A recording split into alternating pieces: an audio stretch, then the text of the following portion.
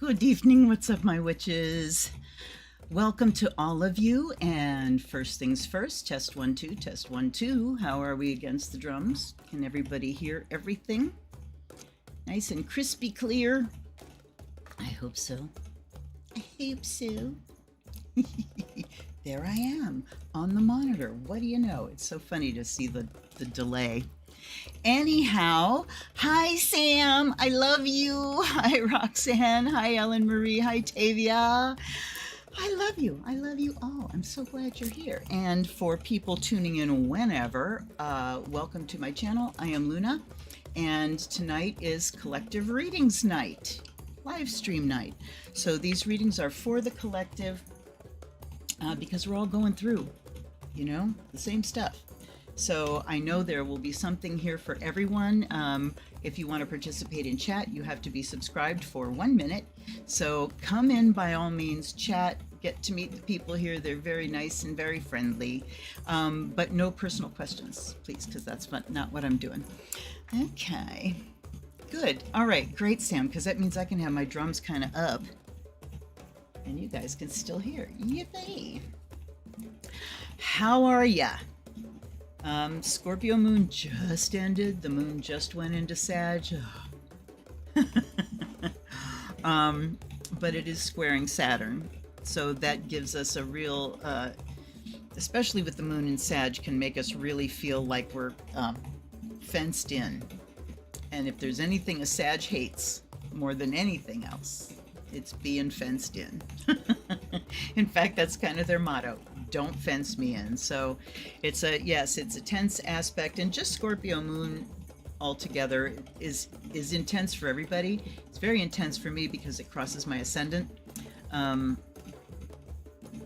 any rate, I'm here and you're there, and I really, really, really hope you're doing all right. Gosh, I don't even really have stuff. Yesterday I had like my first day of, hey, look what I can do. It's, you know, it gives me little reminders, but it's feeling a lot better, and I have gotten some good sleep recently, so I hope that for you too. You and I love you too. I love you too. I love you. Lots of land under scars to see. I know of the song, but I don't know the song. Don't fence me in. Yep, absolutely. Well, I want to say thank you again to Tavia. I've thanked her on Messenger a couple times already, and I will be thanking her more on the unboxing video, which you will see tomorrow. But I got a gift deck from Tavia today, and as I was telling her, I laughed, I cried. I don't think I've laughed that much unboxing a deck. And a couple things choked me up, and it is quite something. Should I tell you what it is? I'll tell you, just don't look it up. It's called United States of Tarot. Fascinating, very worthy project. It has, you know, it's waiting to be used in a very specific way, and I'm gonna have to work my way there. So hi Catherine, welcome my dear. So good to see you. I just want to sit and listen to the drums. How about you? All right, well, we are coming up on Mabon, and this is, you know, one of the balance points of the year. What's really interesting in autumn in the Northern Hemisphere is that Mabon, there's a balance point too, because there's 3 harvest festivals. There's Lammas, and there's Mabon, and there's Samhain, and Mabon is the middle one. So that's even a balance, you know, between the harvests. And I was trying to think, you know, does it work that way in the spring too? What would that? But it really doesn't, and I didn't want to give myself a headache. So if you have, you know, thoughts on that, by all means, share them. I'm gonna run out of bubbly pretty fast. I'll have to text my son. Hi Marcy, happy Mabon, happy Ostara. Welcome to you, my dear. So actually it is Friday, Saturday is when the actual time is. Oh my God, see, this is what's been going on. I was in a war with my hair. And this is all I was trying to do. Either a ponytail or a bun. It didn't want to do either one, and my head is freaking crooked. If I pull it in a ponytail and what feels like the middle for me, it's not the middle. Anyway, I can't wait to ground. So, Mabon on Friday and Saturday. So on the West Coast, it occurs at 11:50 p.m., which means that on the East Coast, it is at 2:50 a.m. Right? Yes, 2:50 a.m. So on that bridge, Friday to Saturday, depending on where you live in the world, that's when we hit that balance point. So I know that I really want to focus on just, balance. And I mean, we know balance is always happening. Balance isn't static. Balance doesn't mean it's flat. That balance, we need balance because things move, and we have to shift as things move. So if it shifts this way to keep from tipping over, then we have to shift our weight,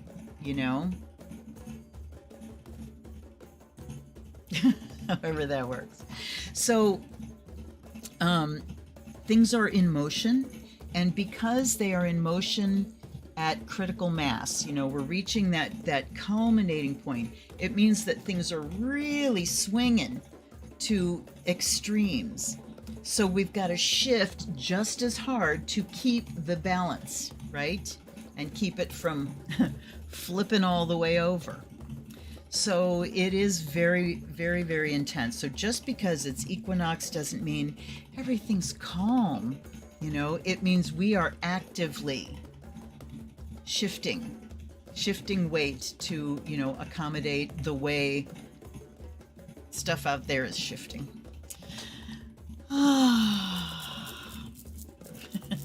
It's just a bun. It's just a bun. I had to get it out of my way. Oh, Laura, hi. Welcome, my dear. Good to see you. Happy Mabon to you. How are things in Florida? My heart goes out to you down there, my dear. Our friend of ours just came back from vacation down there, and he used to live down there for like a decade, a while back. And he said, I won't go back. He said everything, everybody he knows that lives down there have lost their houses. And the cost of things, and he said it feels like a hostile atmosphere. So my heart goes out to all you good Floridians that deserve a decent place to live.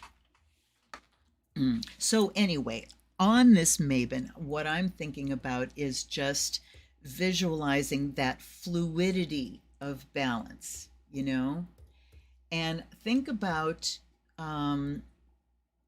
jujitsu and judo. What do those things do? It's not like two forces coming together. It's two forces, and somebody uses the other person's force to move them the way they want them to go. So it is, about adversaries and defense and, everything else, but it really is about using the other person's motion and momentum to get them to go the way you need them to go. So that's kind of a good thing to think about. Stephanie, welcome, my dear.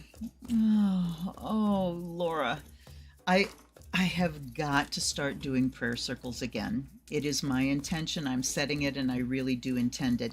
Okay, can you tell that I have less pain?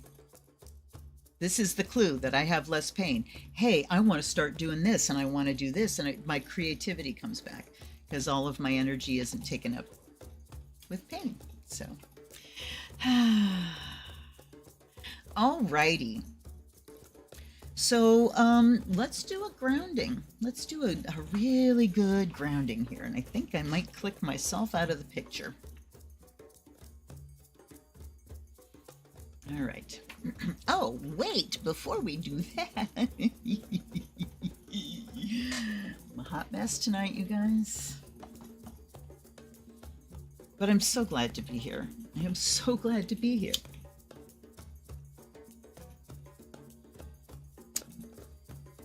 how grateful I am that our lifestyle is such that I can do the thing that I am called to do without leaving my house. And that's what allows me to be able to do it. If I had to pack up and go someplace and leave my house, I wouldn't be able to do what I do. So in gratitude, I offer you this sacred smoke by air and fire. May we be purified and charged. And we allow the air to clear the space, to keep moving so that we have fresh oxygen and we can send what we breathe out to the trees and keep that flow going. And the fire will bring us vision, will ignite our passion, our will, our motivation, and our discipline.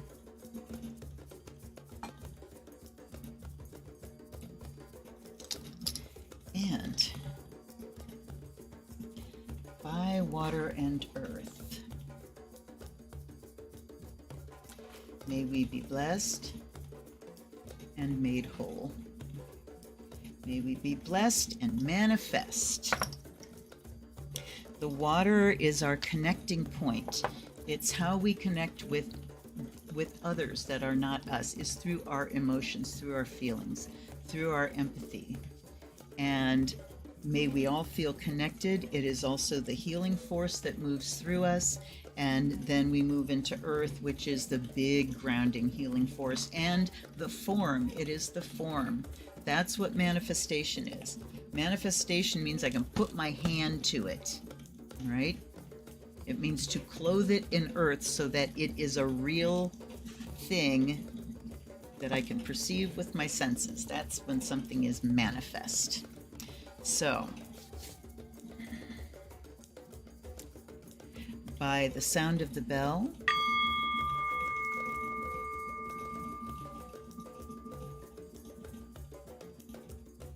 let it clear the air around you.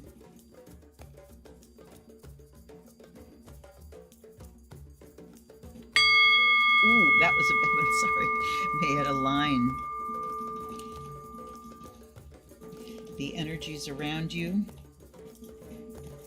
I see little staticky lines, and I'm seeing this sound is just smoothing them out. I won't hit it so hard the third time. And may your mind come into focus.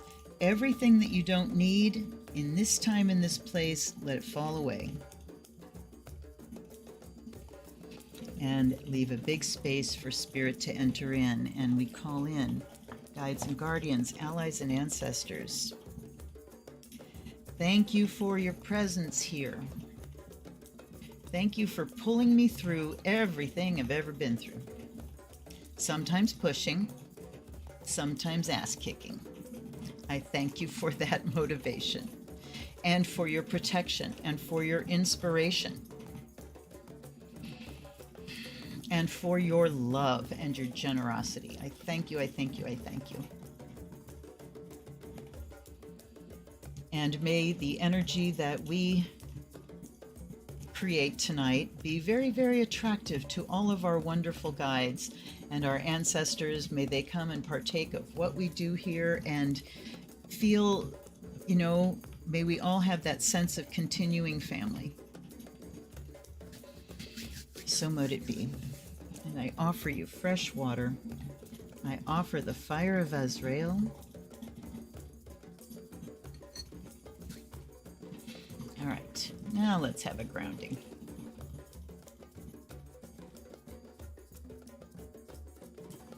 Wrong one. There we go. All right, so I want you to just get settled into the seat, the surface that you're on. Surrender your body. Just let gravity take over, unless you're driving.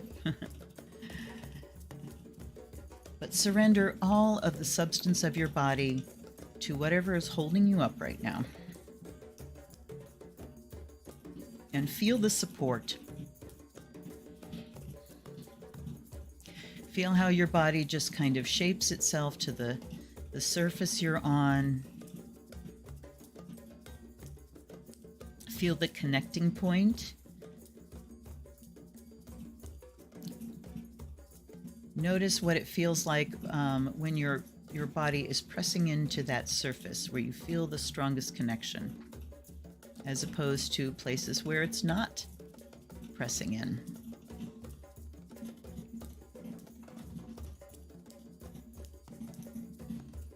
Feel one with the surface that you're on and give thanks to the earth that made that surface and that made your body, that you can feel this connection through your senses.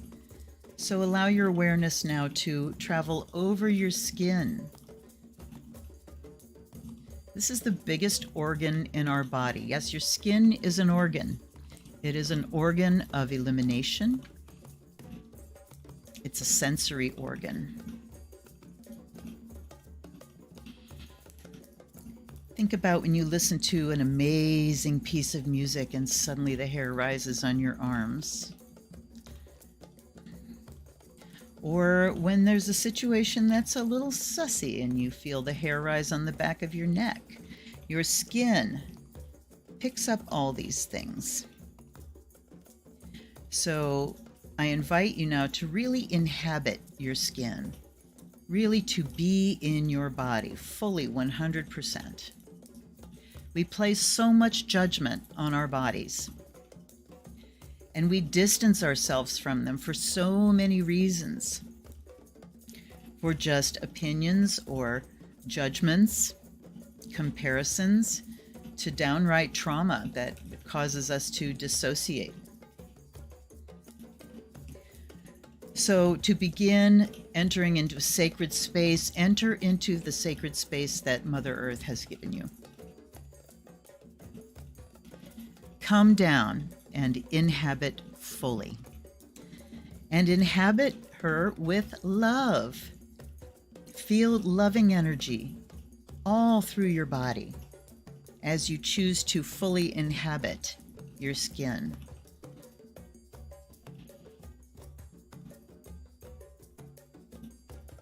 And notice what happens when you consciously do this. How does your body feel? What is the sense that you have of the way your body feels and the space that it occupies?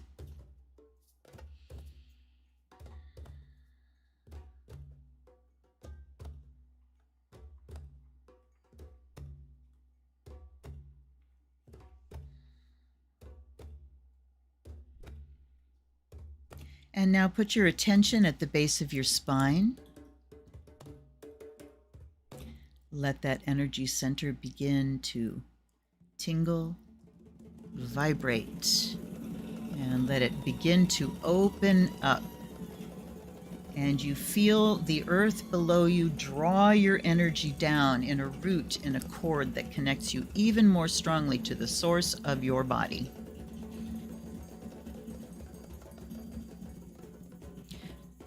Feel it anchor. And then feel the earth energy begin to rise up that cord, up that root. Feel how eager that earth energy is to flow into your body because it's not separate from your body. Your body is earth energy. It is just the big well of Mother Earth's energy flowing in to the smaller well that is you. And you feel it flow in and swirl and move and rush all the way down your legs. You feel the tips of your toes practically light up. And you feel the energy centers in the bottoms of your feet. Engage, energize, connect. And you notice as this earth energy is swirling around inside of you, and now it's rising up into your pelvis and into your belly and into your mid-back. You feel your shoulder blades soften and up into your shoulders, and they soften and relax, and it rushes down your arms to your fingertips.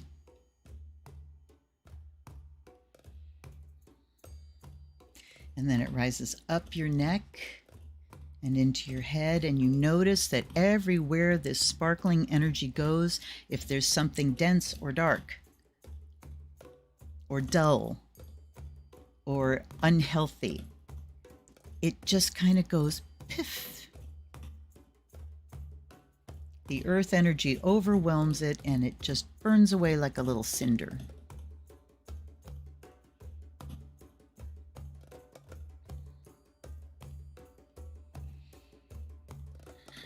Now, let your breath out all the way, and the next inhale, pull up that earth energy, make it brighter. Fill up your body, fill it up, and release only the breath. Keep that energy, and you don't feel like you're getting over full with this energy. You have an infinite capacity to hold however much you want to hold. And then another inhale all the way up. Brighter, brighter, just exhale the air. And then one more. So bright, breathe it out the top of your head. And watch it come down around you. On all sides. Look at this beautiful opalescent sphere or egg that is forming around you. It comes down to the ground underneath you, and it sinks down and gathers around your cord. And you're not just adding earth energy to your body and, adding and adding and adding. This is the flow. This is why we breathe it out the crown. We take the 3 big inhales because we want to make sure that we are not depleted, that we fill up those places that get ignored, and those places that really need that extra boost. But then we send it out the crown so that the circuit flows. Because we are borrowing, we are borrowing this earth. Our spirit comes in and borrows this clothing of earth. And it will return to the earth when we're done with it. And now opening up the crown and feeling cosmic energy come flowing in. And it feels so light and so sparkling. And it comes down through your head and neck and your shoulders down into your arms. It almost takes the gravity of Earth to pull this cosmic energy down because it's so light. And it perfectly balances that Earth energy as it flows down into your chest and back and your belly and your pelvis and your butt and your thighs and down, down, down to your feet. And feel the gravity, the density of the Earth energy perfectly balanced with this vast, insubstantial sky energy.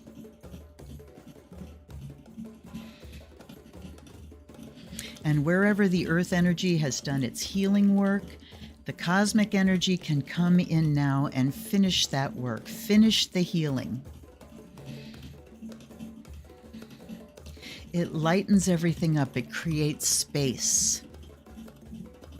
Vast space in between all of your cells, in between all of your atoms.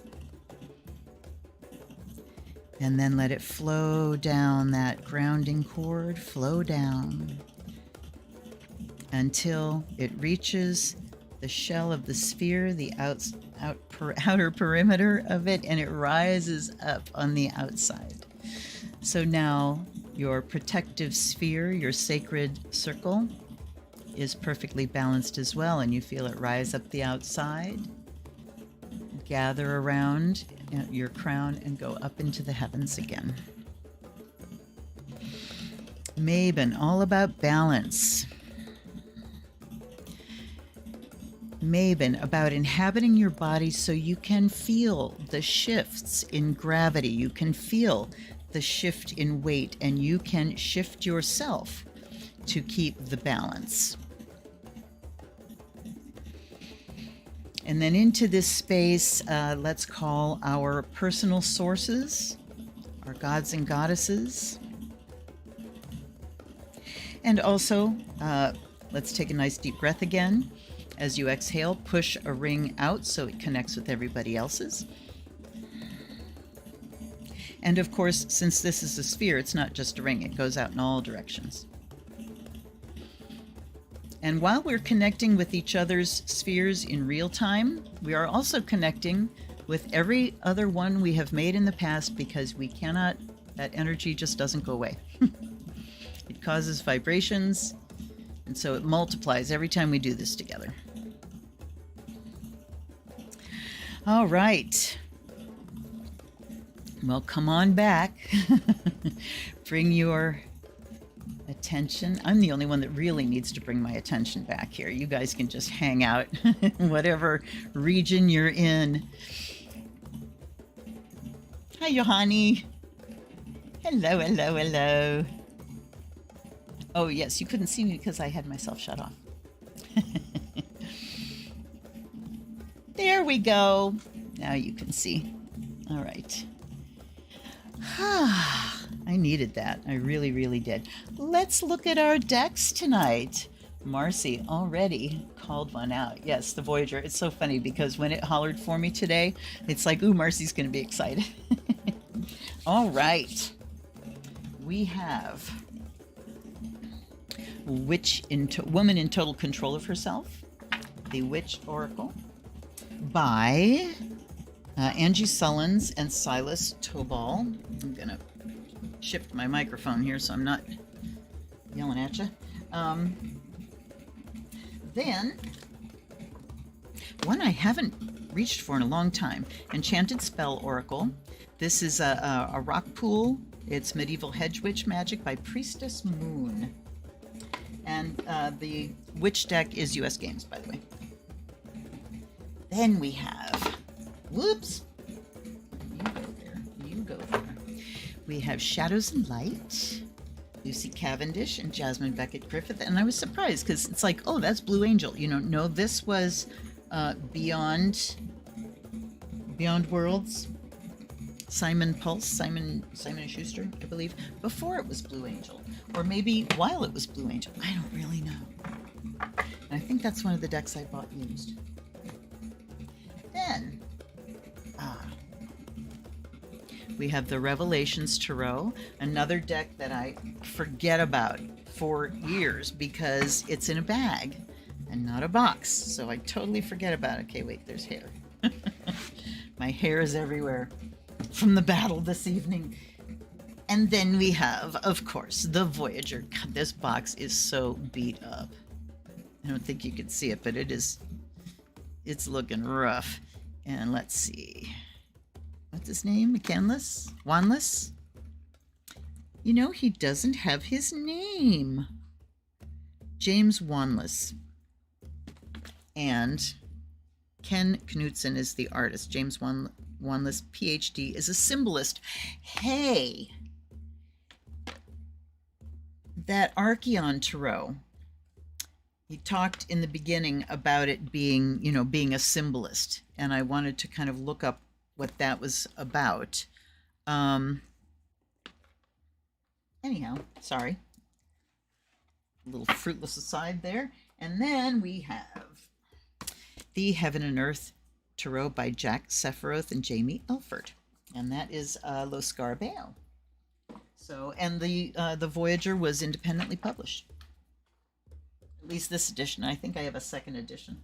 So, it's dice time. Let me rearrange just a bit. Right, there we go. Hold on.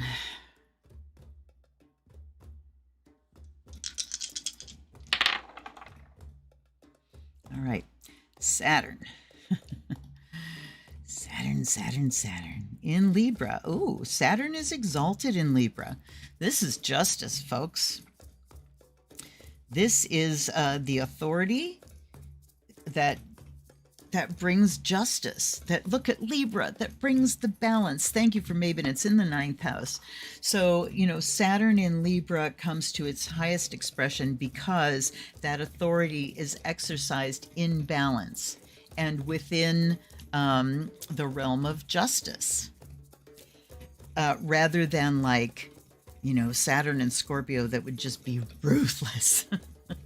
Or, you know, Saturn in Aries, which is me. But this is, and when I say exalted, there are things called planetary powers, and signs or planets have the sign or signs that they rule, and those are called the signs of their dignity.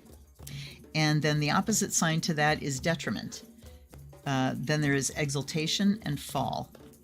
And fall is the opposite sign of exaltation. Exaltation isn't a mathematical thing. You can't like intuit your way to it because some of them are a little bit oddball. But this can tell you when you're looking at a birth chart which planets might be a little bit stronger or might more easily express their energy than other planets. For instance, a planet in exaltation is going to express more than fully. It comes to its full expression. In fall, not at all. Okay, so here's how it was taught to me.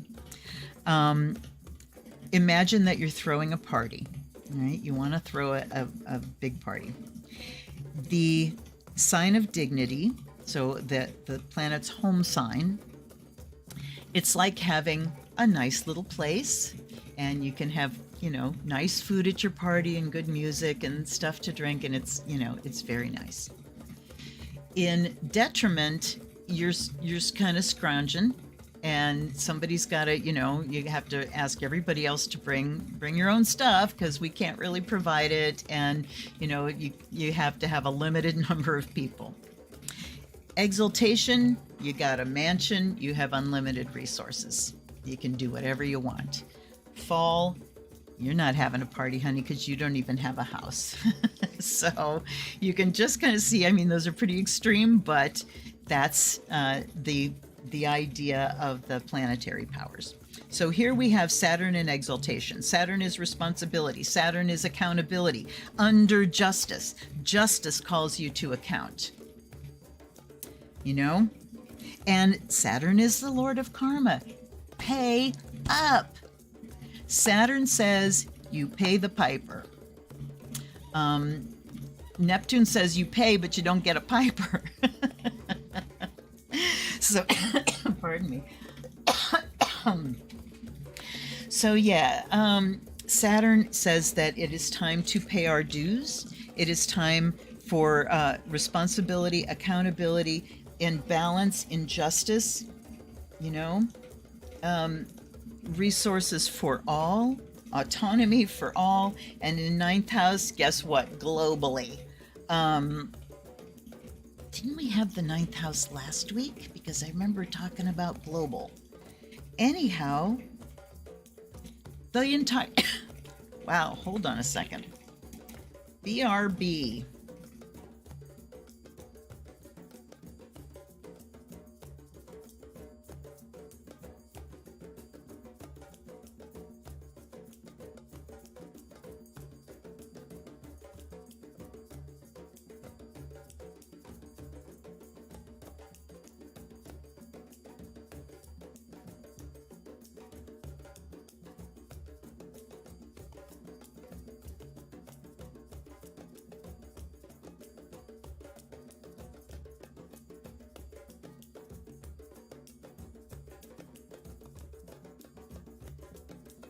Oof, sorry, I had to go hit my inhaler. Anyhow, this is what the entire planet is dealing with right now. We are all grappling with the subject of power and authority and equity on a global level. Philosophies that include balanced authority, authority balanced with justice, power balanced with justice, and equity. I mean, yeah. There's the legal system too, ninth house, lawsuits and such, indictments and such like. So, all right, let's see here. Oh, okay, catching up with messages, and Laura says, I just noticed today in your unboxing video how cool your Fire of Azrael spoon is. It looks hand-forged. Indeed it is. We went, I don't think it was no, it wasn't last spring. It was the year before. Was it really? Oh my God. No, it was just last spring. Oh God, Darcy, I'm so confused, and she's not here. She took us to this wonderful little egg festival at a church near us. and all these people that do pisanki were there, and there was this wonderful forge and blacksmith that had a little setup in the corner. I couldn't afford any of the other stuff, but this was like $5, and I absolutely love it. It's kind of twisted and got a little thing there and all that. Okay. Now, Tavia says, second week of Saturn in the ninth. Yeah, okay, I thought it was. So foundation in our philosophies is important. Living in balance with our core beliefs and considering others. Yes, because ninth house is your belief system. It's your philosophy, your religion. Neptune's more about spirituality and the direct experience of it, but certainly your belief system and your spirituality, how can they be separated? I mean, that's where we get in trouble, where people that compartmentalize those two things, or all they have is the religion and no spirituality. So yeah, thank you, Tavia. Yes, we did, Catherine. Third and in Sag. I think it might have been Saturn in Sag, and the third, because it was neighborhood. We were talking about the world being our neighborhood. Yes, so that was Saturn in Sag in the third, and the third is the opposite house of the ninth, and Sagittarius is natural house. So yeah, we're going all around these Saturn, and Saturn is ambition, achievement, accomplishment. So what makes these people go, really want to rise into authority? I look at Saturn as authority. Pluto is power. There's a difference between authority and power. Authority kind of assumes a context of other people, Power is like, I could go off on that, but I'm not gonna. You guys can ruminate on that. Now that I have hunk of it. That's awesome. Okay. Yes, it is a cool spoon. All righty, let's get swinging here. Oh my God, 40 minutes and we haven't done a deck yet. Let's go. But I wanted to, this is my intention, to really do a concentrated, a very deep grounding meditation at the beginning of all of these, because why not? We all need it, including me. Okay, number 2. And that is the Spell Oracle.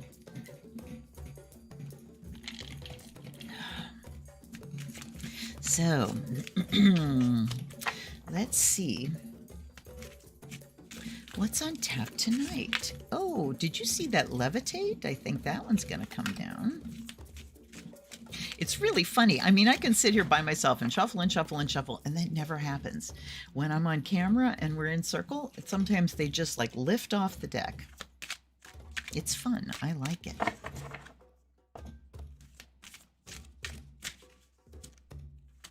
And I want to say a shout out. I hope my sister's watching. She was going to try to work it out, because if she watches it on the TV, she can't join the chat or see the chat. And if she does it on her phone, it's just difficult because it's so small. So it's like, yeah.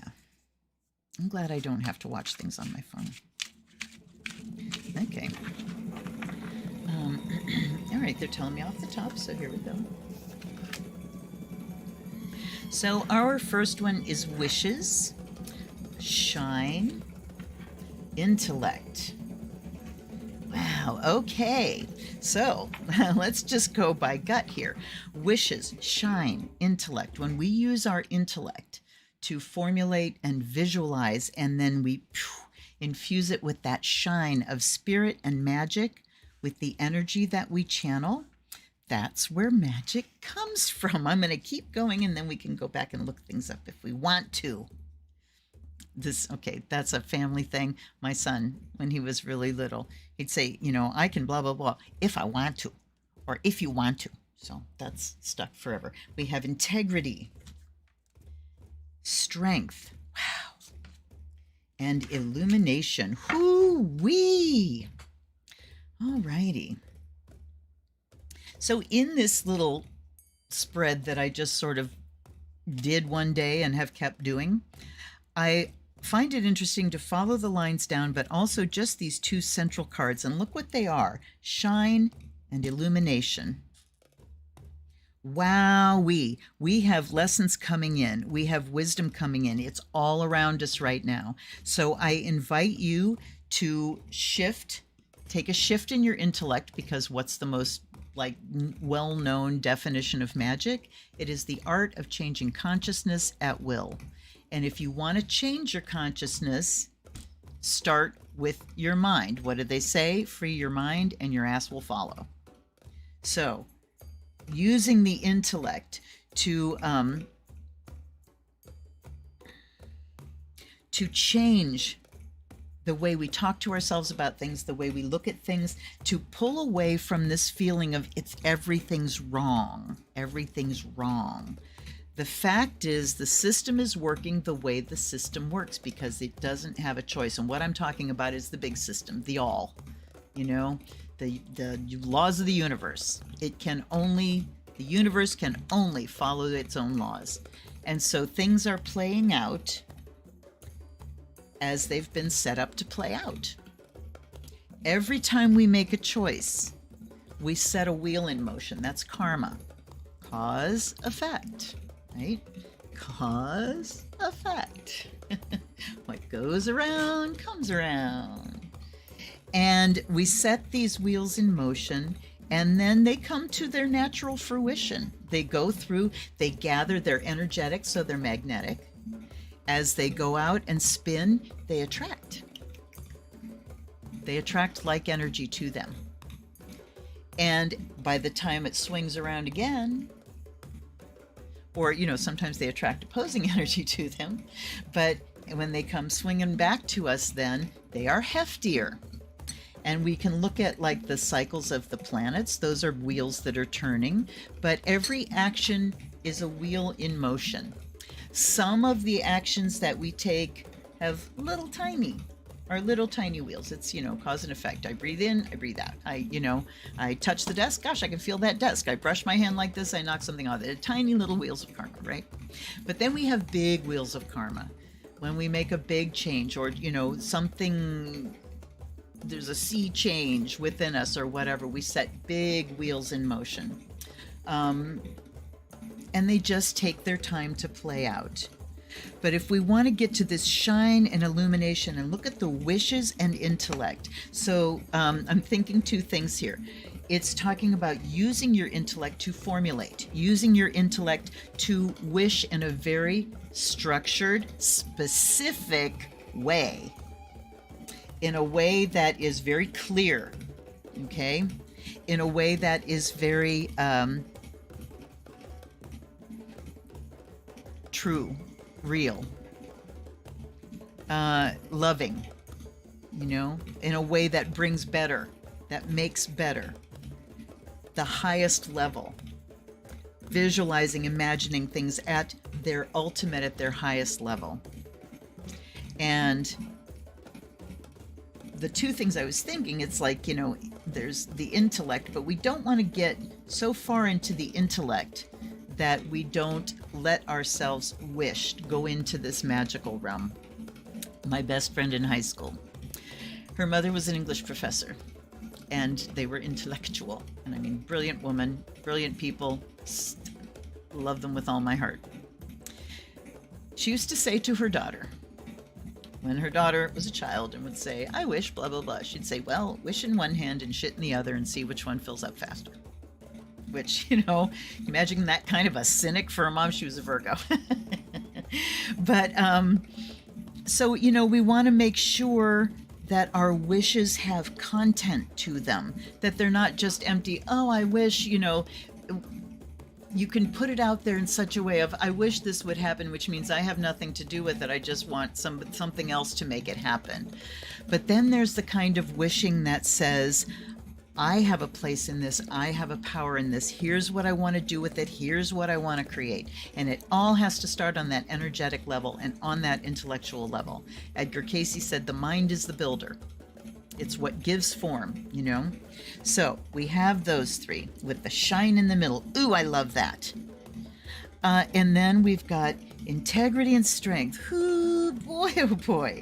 So the vision that we create, if we want it to really shine, we have to make sure it's congruous, that it is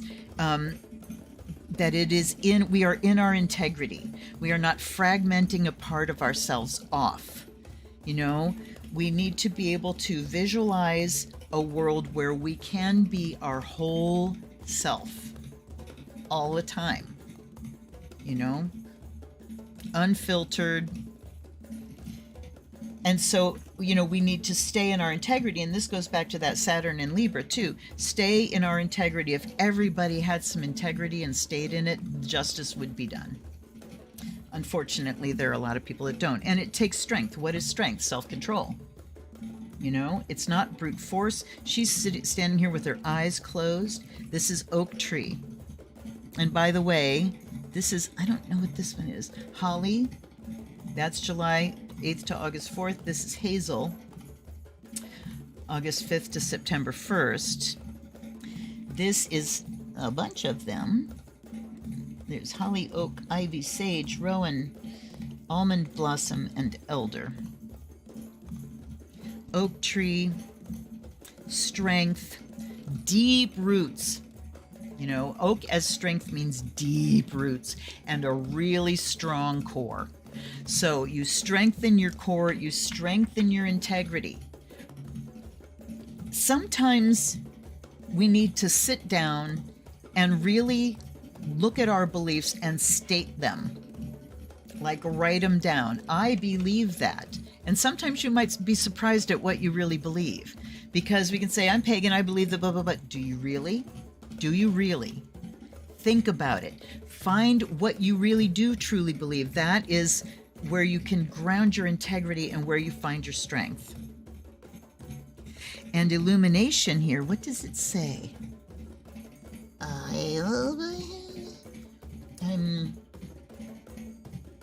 All right, I need to read because I can't read the font there.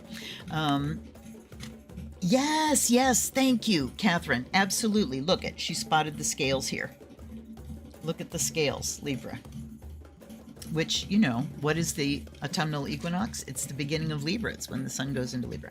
Okay, illumination. Are these in alphabetical order? Why, yes, they are. Isn't that wonderful? There's a lot of eye cards. All right. This is sage. Yay. Divination. Oh yeah, and there's a spell here. I'm going to read the spell too.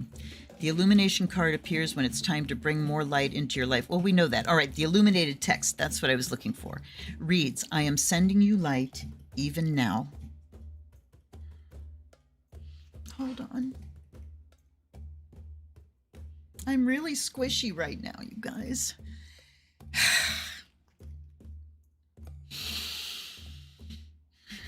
Shine on, beautiful ones. You are loved. It's been so hard. It's been so hard for a long time now, you guys. All right. Spell. When I was doing that US of Tarot deck, I'm laughing my ass off, one card after another, and then there were a couple, it was just like, oh. So I am very, very, very squishy lately. And that's okay. All right, collect one small sage smudge stick. Let's just say sage stick, a white tea light, and 200 grams of salt.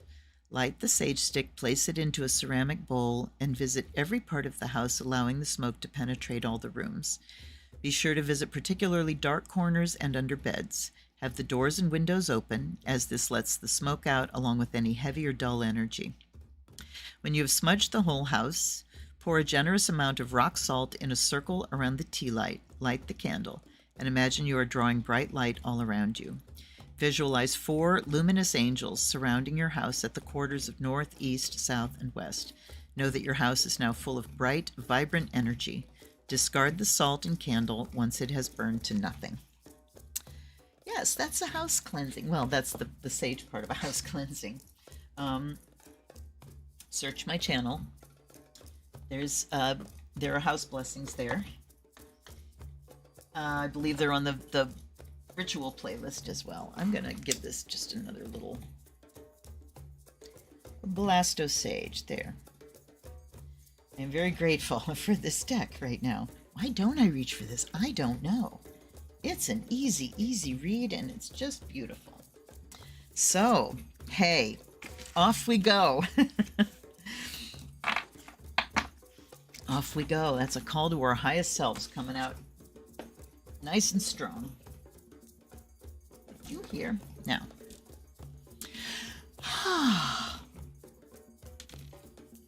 Number 1.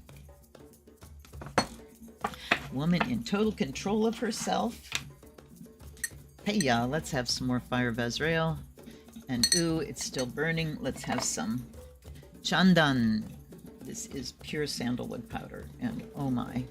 Okay, do you see me getting a shovel full here? I need a keeper so bad. All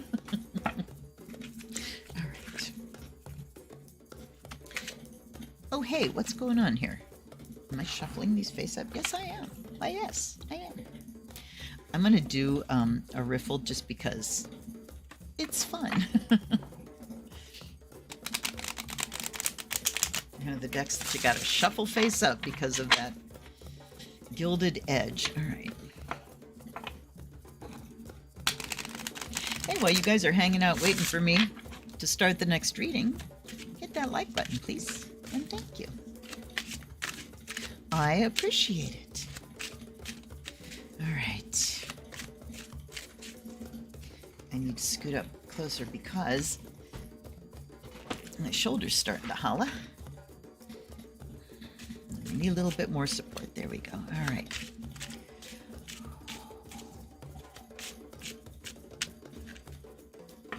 All right. We have the Wonder Hunter, Keeper of Silence. She of the Invisible Ally. All right, let's just start here. All right, the Wonder Hunter. I mean, what does that mean to you? Seeking out those experiences that bring that sense of wonder back to us. When things are so heavy. Hello, Elsie Stylist. Welcome. And thank you, my dear. I'm glad that you like them. So when everything is so heavy and we start getting into our cynical adult self, let me scoot this back a little bit. It is up to us in order to find the balance when we find ourselves getting down and we just can't see the good and we're tired of it, so we don't want to try to find it, and it's just like, I've had it. It is up to us then to seek out those things that are going to shift that perspective, shift, and bring us back into balance of the world is a wonderful place. You know, the wonders of the world far, far outweigh the turmoils. Far outweigh. But the turmoil gets our attention because it's crisis. It's when things are really shifting, you know? So all the attention goes there and our energy can go there, and we can get just tapped out, absolutely tapped out.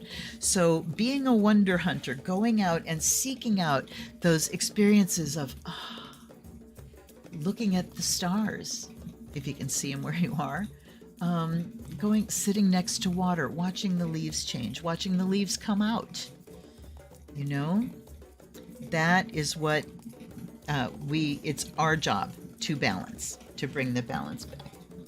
Keeper of Silence. Okay, she's interesting. And I want to look up Wonder Hunter, so hold on.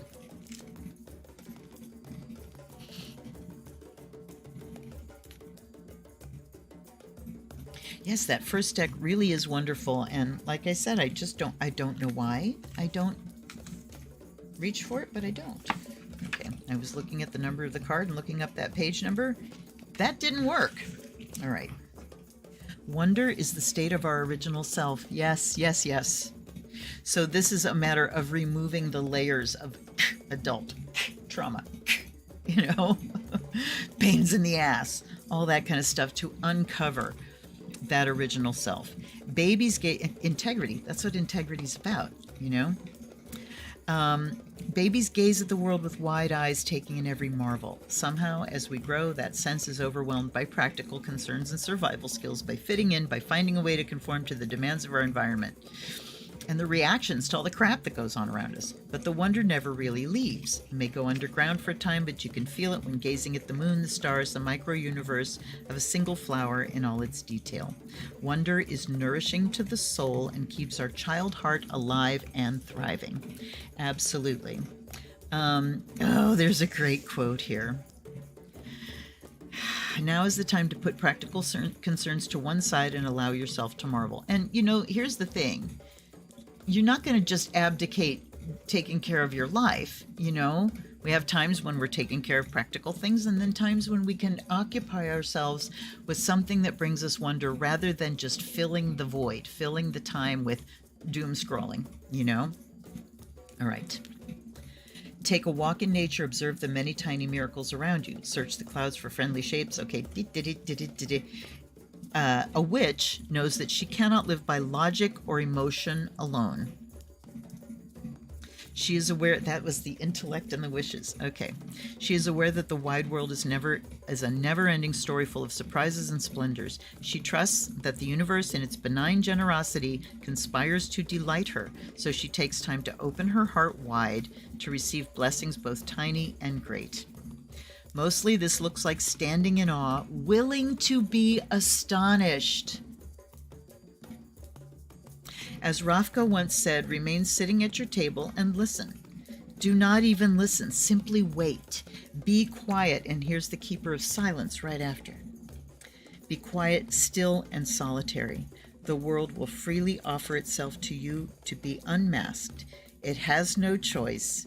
It will roll in ecstasy at your feet. That is one of my favorite quotes, and I have been missing that quote because I didn't know who it was. Kafka. It will roll in ecstasy at your feet if you just take the time to be still and let it come to you. You know? Okay, silence. Now let's go to the keeper of silence here. And silence, when a witch is initiated, at least in the Gardnerian tradition, there is a power of each quarter. And the power of the north is to be silent. So, and the north is the place of in the northern hemisphere, the cold, the winter, the ice, the earth, the deep black earth, and the skill is to be silent. All right. So it's talking about discretion, you know, very practical things. Be careful who you share with right now. Hold on to your enthusiasm, guard your treasure.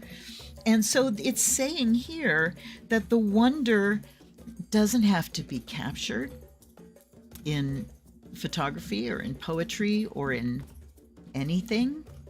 It can just be captured in your mind. And while you're there in wonder, it's an important thing to pay attention to all the details and consciously store them so that you can come back there when you need to. Okay. So again, it doesn't need to be captured, and it doesn't need to be, you know, I have to create something and show everybody what I saw. I have to share it on Facebook. I have to know. This is saying keep it for yourself. Keep it in your own heart. You know, you are allowed to have precious things like that, because what happens when you experience that sense of wonder or a sense of ecstasy? What happens when you try to describe that to somebody? It doesn't work.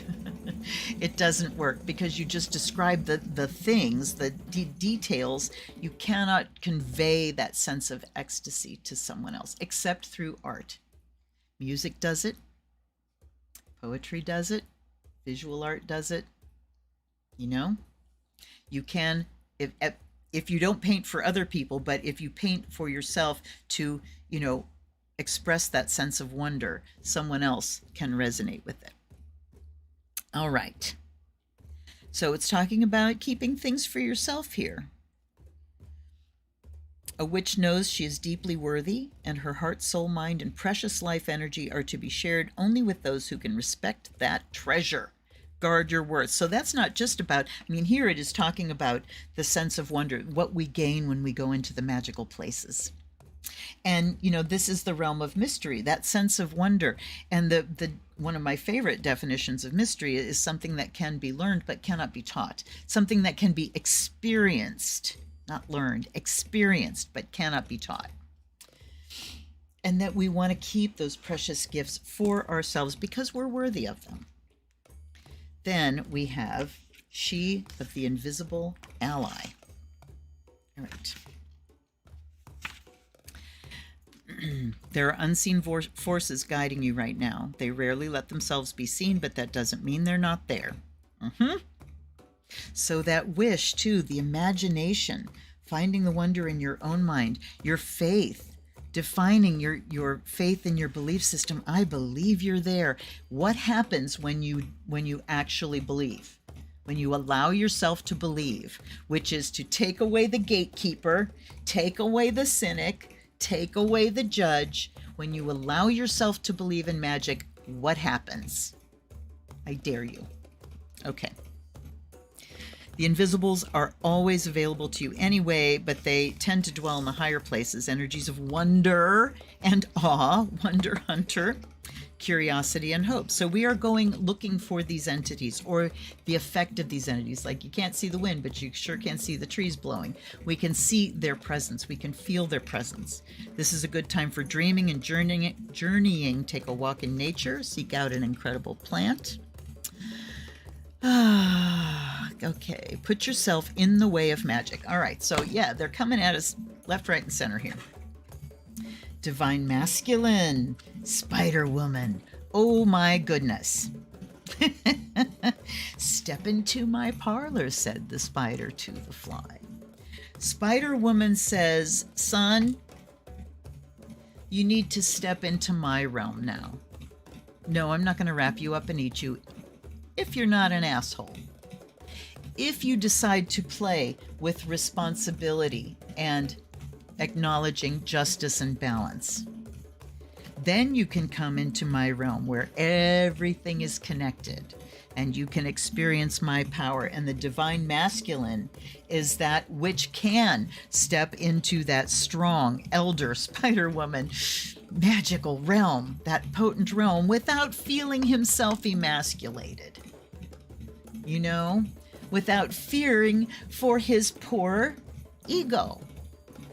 This is that confidence of masculine energy. I bring what I bring in his integrity and at his highest level. And Spider Woman says it is all connected. Whatever you just choose to do to one of the, whichever the thread you choose to vibrate in my web, it's connected to all the others. And the chain reactions start. And then what we have at the bottom here is Trailblazer. I do want to check these real quick. I'm not going to read the whole thing, but yeah, these cards are having fun tonight, boy. And so am I. Oh, that's right. This one has poetry in it.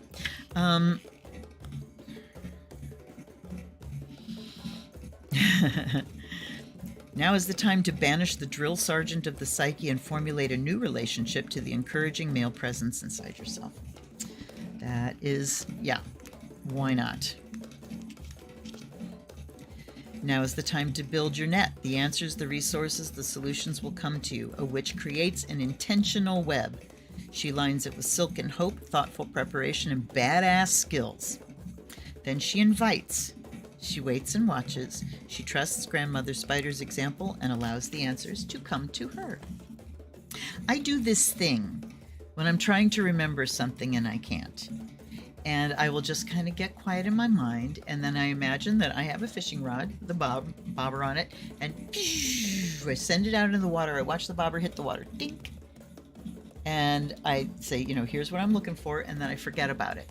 And pretty soon that bobber goes dink dink, and up comes the information that I know is in there. I just can't get it. It's a great thing to do. All right, Trailblazer. So Yes, forging our new way with our invisible allies, with our own sense of wonder and our own knowledge of the magic of the universe, all the secrets that we know, the magic that we know, the things we've experienced that people would think we are absolutely crazy if we try to tell it to them. And the Wonder Hunter calls on the divine masculine, who is the guardian and the spiritual warrior, who is the authority within us, who is the one that makes the decisions and takes the actions, and that turns us into a trailblazer. We create the magic, we create the new that we want to see come in, and we begin to blaze that trail. The allies are there. We are all connected to them always and forever. And they are here to support us in blazing this new trail. Stop looking for the footprints of those who have gone before you. Don't settle for how it's been for others. Blaze your own trail. I think that'll do it. Heck yeah. Well, those first two felt really nice. And we have number 4, which is Revelations.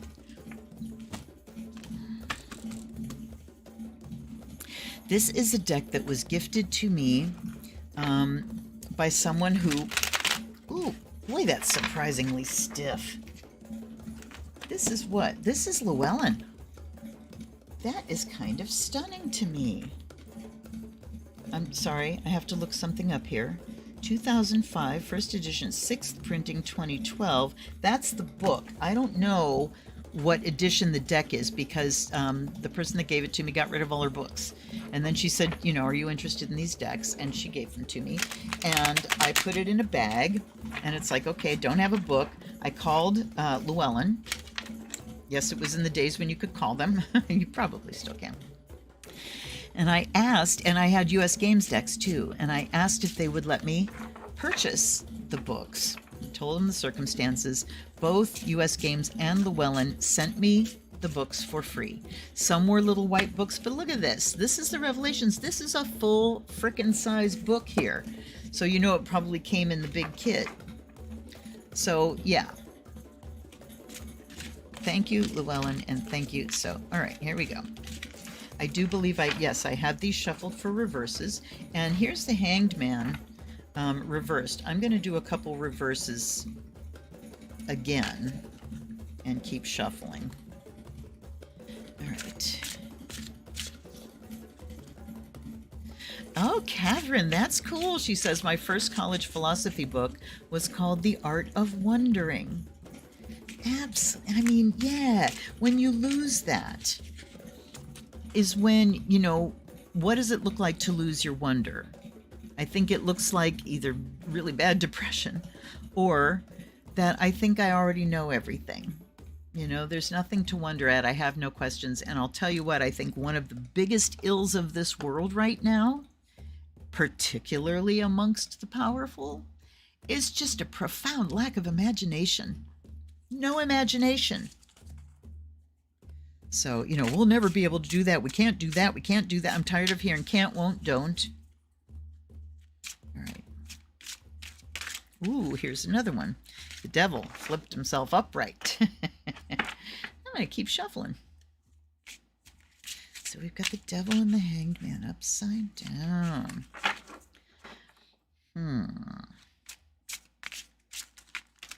Alrighty. Whatever else is coming out is going to come off the top. So we have Judgment reversed, we have Hanged Man reversed, and we have the Devil upright. Systems of power and control. Systems that want to exercise power over others. And the people, especially in the Waite-Smith deck, and this was something I don't know what I was watching, but it... they talked about, I think it was just a video where someone was going through the meanings of the majors or the whole deck. And I thought, oh, it's always nice to hear somebody else's thing, because she had them boiled down to, it was like learn all of the 78 cards in a half an hour, And she was talking about how the chains around the people's necks in the Waite-Smith deck are very loose. They could take them off and leave, but they don't. Why not? Better the devil you know than the devil you don't. So we are most of us, most of the time, prefer the familiar uncomfortable to the unknown. The unknown is what brings in scary. So the devil is how we keep ourselves chained. It's circumstances that have more control over you than you do over them. It's those circumstances that you step into where you have no power. And I think about my ex-husband when I say that, because he's a narcissist, and anytime you tangled with him, you were going to lose. So the only power point is I'm not stepping into the ring again, because I have no power there. You're crazy, So recognizing where you lose your power, whether it's giving it away or just, I can't deal with this person. They manipulate, they whatever, and they make me feel like I'm the crazy one. And so we can let ourselves out of these situations. But first of all, we have to acknowledge what they are. Then we've got the Hanged Man. And it's like once we get the enlightenment of, this is really interesting. Because it's like, is this the one I'm looking at, or is that the one I'm looking at? Because upright, this is the one I'm looking at, right? It's this one. So yeah, I'm looking at this one, and it's like it looks like things are burning. There are coins falling everywhere. He's got all this going on around his head. So it's not peace of mind here. This is hanging out with a very active mind. I'm going to go to the book. And looky, that one I think wants to come out too. All right. Because it's fun to play with different decks that you haven't seen in a while. All right, I'm only going for the ones that are reversed. All right. He is caught in a trap and is left to hang. His money slips from his pockets and luck has run out. He's a victim of someone else's plan. Okay, so... yeah, note this card is read from the bottom. For the reverse position, the man in blue should be on the bottom half of the card. Yes. So upright, the Hanged Man is I am willfully putting myself in this position to experience a different perspective, to, pause, to engage with something else. And when it's reversed like this, it's not his choice to be hung out to dry. And the coins are falling out of his pocket. So with that next to the devil, boy, are we talking about victimhood stuff. And, this is another reason we really, really, really need to take responsibility for our trauma and healing that trauma. Because the world does not need another victim. No, it does not need another victim. All right, judgment reversed. The deafening sounds cannot be avoided. The constant beckoning cannot be ignored. It's really hard to see the picture here. Upright, hear the trumpets calling, heed the blaring sounds, answer the call of the awakening sounds of the universe. But this one, the deafening sounds can't be avoided. Constant beckoning. So this is like where it's just too much. Let's keep going here and see what we have. Another reverse. 10 of Pentacles. Ooh, with the coins falling out of the pocket, 10 of Pentacles reversed. Then we have the 10 of Swords upright. Yeah, we're in the realm of tarot now, boy. And then we have the Ace of Cups reversed. All right. So something's got us by the short and curlies. Look at the stacks of coins here. Look at the coins falling out of the pockets here as we are hung out to dry. And look at this, I'm thinking greed, greed, and more greed, and hoarding. Oh, people, you put things in different order than we are all used to, and then it's hard to find stuff. All right. The old man stares back at us, reminding us of the coin and the burdens and responsibilities of tradition. Really? All right. But you know, I'm going to go more intuitively here, and I want to look back to Judgment again, because Judgment is the awakening. That's the illumination card that was down here. So, awakening, it's change from the inside out. It's also a sense of inevitability.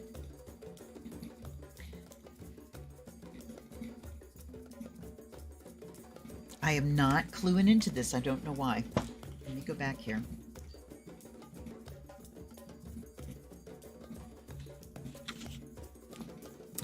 Okay, procrastination has caused a delay in the making of your decisions. The trumpets blare for a response, and yet you hold back on moving on. Okay, so that's it. It's the resistance. It's, I don't want to see. I'm stuck in my victimhood. They've hung me out to dry. Money is, I'm hemorrhaging money, but I'm resisting change. I'm resisting changing the outlook that I carry that is keeping me trapped here. And so maybe in order to embrace change and illumination, we really have to recognize the depth of the trauma, the depth of the injury. I'm going to catch up with comments because while I've been dithering, I know you guys have been talking. Hi, Jessica says, wow, that interpretation of the devil card is hitting close to home. Better the devil you know than the devil you don't. Yep. Yep. Thanks for that. Tavia says, I'm seeing addiction to negative thoughts regarding our systems. We can get sucked into the political negativity. Absolutely. Yeah, speaking for me too, honey. Yes, that's why I was talking about doom scrolling. We really can get sucked into that negativity. And it grabs us by the short and curlies, you know? And the truth of it is that there is that much to be worried about. There really is. But we have to choose something other than worry. We choose to be aware, and then we have to go back to that wonder, like the first things. Then we have to balance it out. So then we have the Ace of Cups reversed. Holy crap. Emotionally drained, emotionally tapped out, not able to start again, not able to heal and begin. Okay, I'm going to be taking some hits here, I know, on the cards. Hee hee. Okay, so instead of a cup overflowing with happiness, the contents have spilled as the cup empties. The vessel only represents what there could have been. So we do have to address this sense of emptiness. And look at, from the Hanged Man reversed here, we're, you know, the coins are falling out of our pockets. You know, we're powerless because we're hanging by our feet. And we are drained. We just feel like there's nothing left to draw from. We get the Chariot, and we get the Queen of Swords reversed. Okay. So the Chariot reminds us that we're in the driver's seat. We just need to be aware of the vehicle that we are driving. It's our life, you know. We're not driving everybody else's vehicle, but the Chariot says there's a choice. There's always a choice. You got this way, you got this way. And let's see, where are the reins? Is he holding any reins? Usually the charioteer is not holding reins, but he's in that chariot. He can steer which way it goes with his mind. So get a moving. Queen of Swords reversed. Queen of Swords to me manifests as the wounded woman. But look at her. She's about insight. She is about being aware of your emotions, but letting those emotions inform you and give you intellectual clarity about issues. But look at her. Here she's got her hand up like this. So clearly, and the sword's like over here. She looks like she's tapped out too. Eight of Cups. Walking away. So the other thing with the Queen of Swords, upright, I call her the wounded woman, and she has armor that she has put on for a damn good reason in the past because she's been victimized and traumatized. But that armor is serving no longer because it's serving to separate her. It's serving to wall her off from connection, from her watery nature as queen. So the armor that was there for a good reason when it was needed can come off. And that's, you know, reverse says take that armor off. But again, she's like, "Ah, I don't want to know." And the Eight of Cups, I'm not going to take any more hits on this. The Eight of Cups says we have to walk away from what doesn't serve us emotionally, from what makes us unhappy, from what hurts us, from what just oof, so that we can be our sensitive selves and open. But yikes, does this ever really acknowledge just how tough things have been and continue to be? And it's like it's a grinder, because political news every day there's something. Oh, big news, big news. What does it mean? Not much. We still have to wait. Oh, it's big news. Exciting. No, grind. So we do have to be very careful of what we're taking in and how it's making us feel. If it's putting us in victim head, we need to walk away. All right. Now,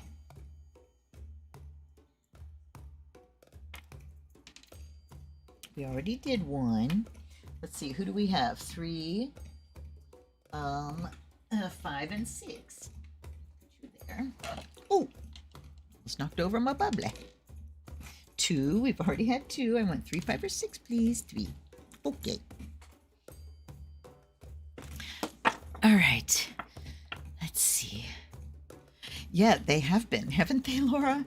It's like you just don't know what's coming, and that's what I really like. And I have to say too, and this is why I really appreciate you guys being here, because if you weren't here, would I be sitting and working with these cards every day and increasing my skill? No. I would read as often as I read for myself, which isn't actually that often, But this, I can feel the change in my skill level, in my confidence, in my reliance on my intuition, more than on the cards. So thank you for letting me be myself again. Different strokes for different folks. Alrighty. So now, shadows and light. Shadows and light. What do you have to tell us about? I was talking to my sister about Lucy's decks because she wanted to buy something, an oracle for her granddaughter who is in her teens. Okay, there's one. All right, we will take off the top. The Sea Beacon Fairy, isn't she beautiful? I was looking at her earlier because I was showing my sister these decks, and it's like, ooh, she's pretty. The Sea Beacon Fairy, Lady with a Bosch Egg, and the 3 Fates. I love Jasmine Beckett Griffith.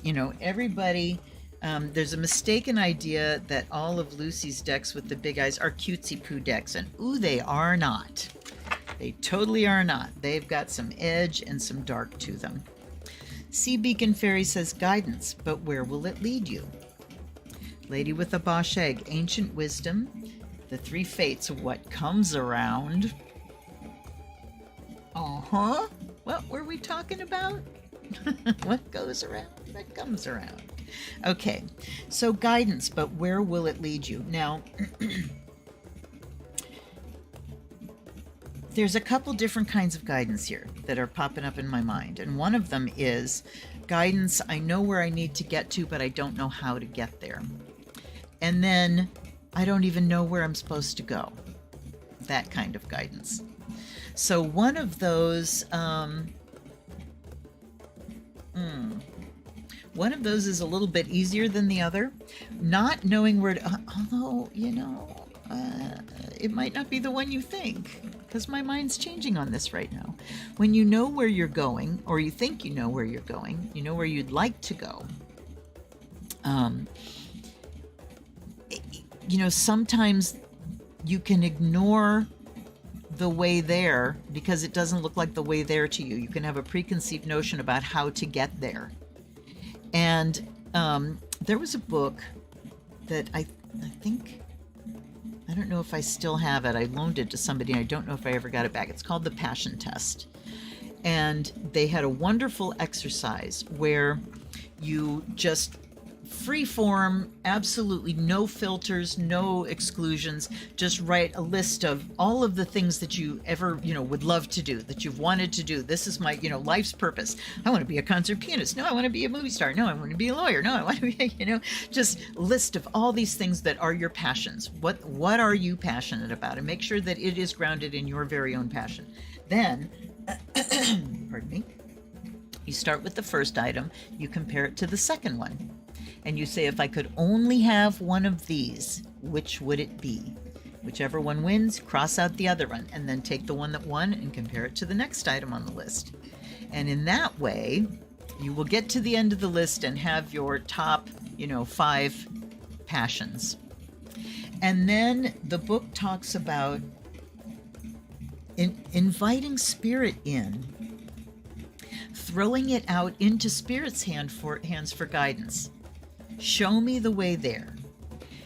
But the thing is, you really have to let go when you do that, because the perspective from spirit's view is huge. They can see the whole map. You can see this little tiny bit. You can see it from street level, They see the map. And you're thinking, I got to go here, and I got to go there, and I got to turn this way and go that way, and they're going, honey, you're here. It's right over here. Just a little hop. And they can throw things in your way that will take you the shortest route. But if you are so drilled into, no, I know the way I'm going. I know the route. This is the route you have to take. Like, for instance, I have to go to college and get a degree and before I can. Now, if you have something that requires licensing, like medicine or law or something like that, yes, you have to go to school. But if you have a passion to just, express yourself in a certain way, to help in a certain way, to, just live your life in a certain way, you don't necessarily have to go through somebody else's protocol and steps to get there. So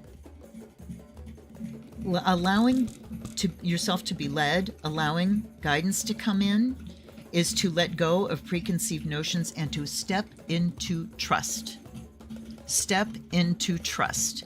And when you're pulled a certain way, that's the way you're going to go. And she tells a story in this book about having a goal of going around and doing interviews with these great sages and lamas and yogis and, of the world.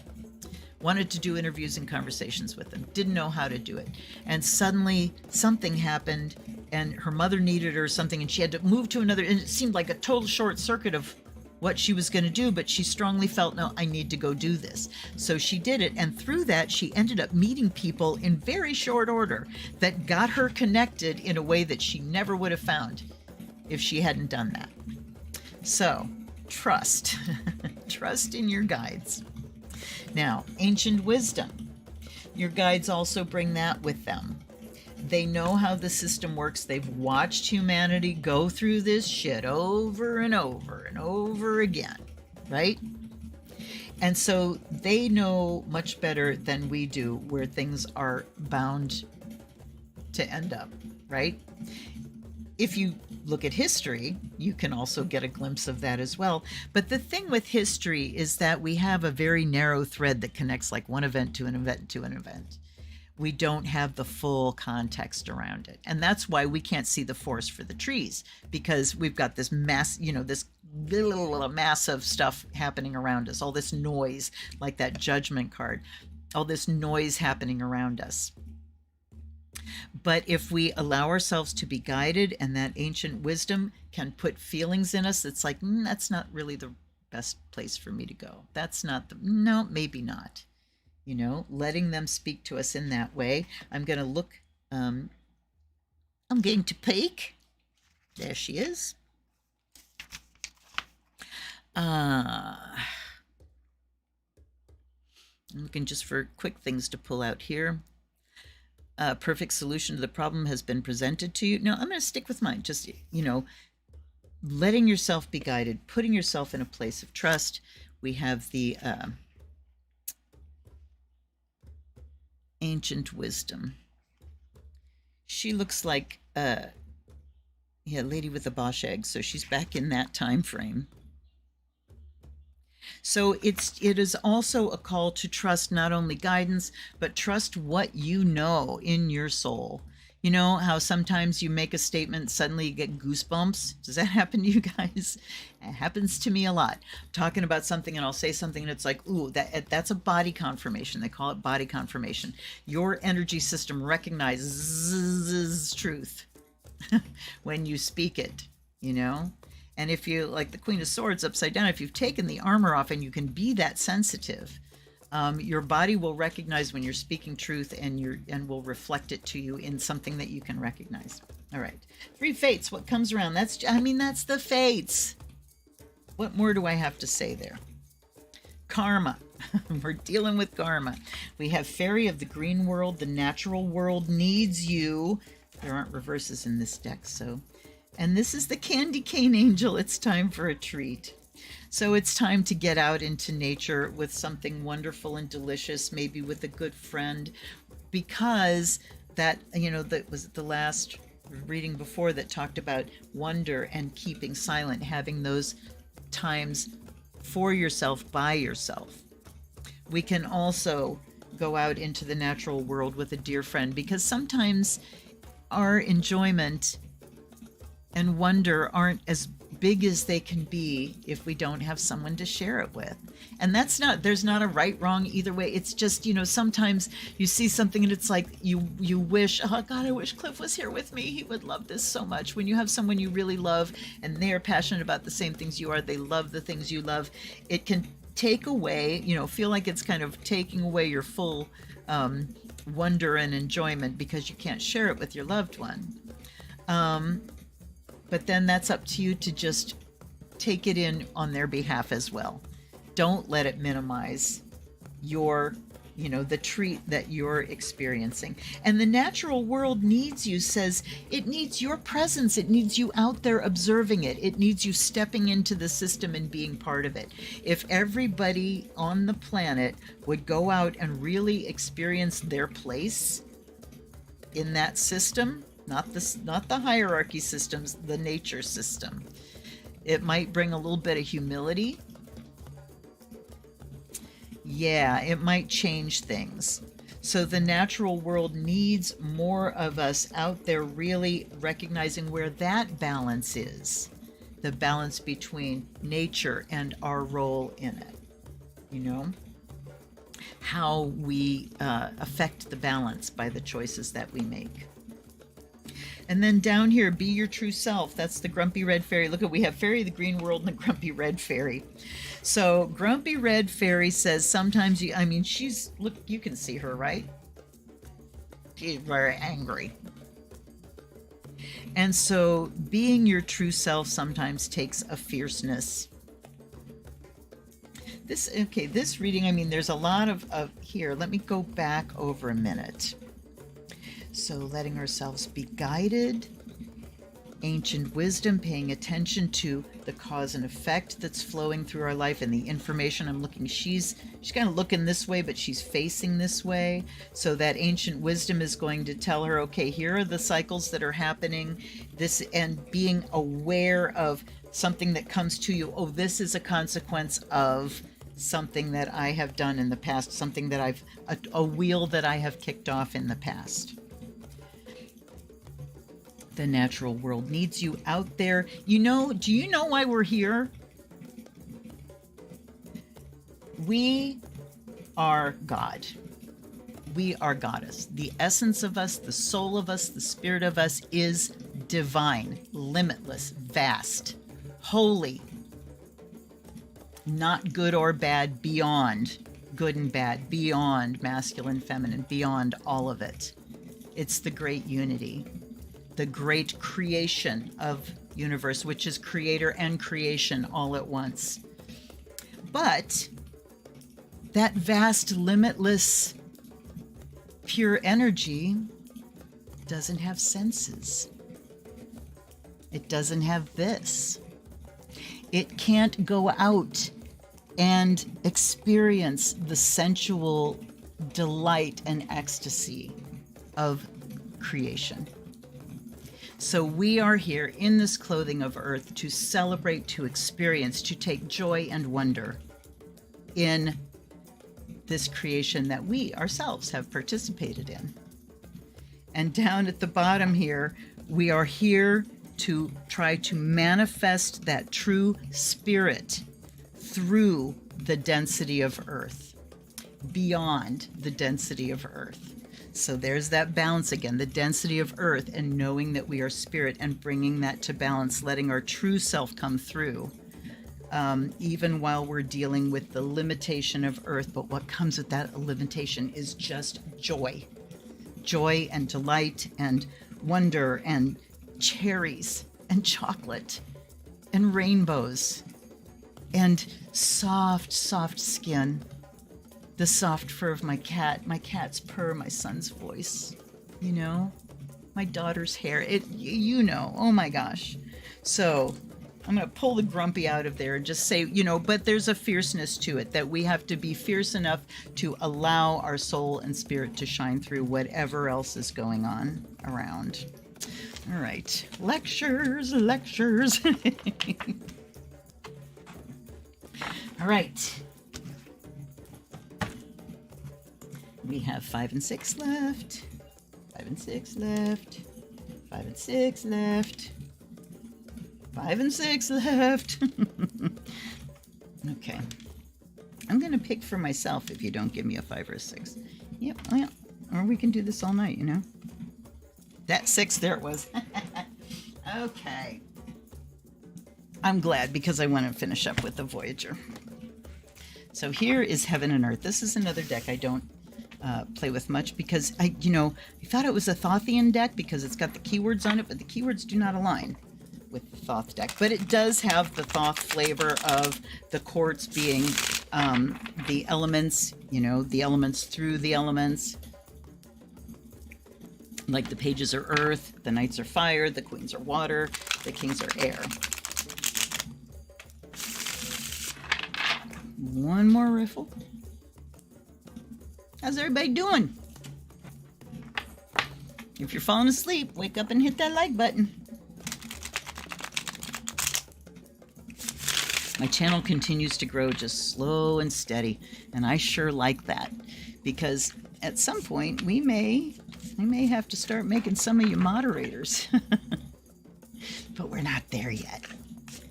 We can all just be here for ourselves, and that's amazing. Okay, here we go.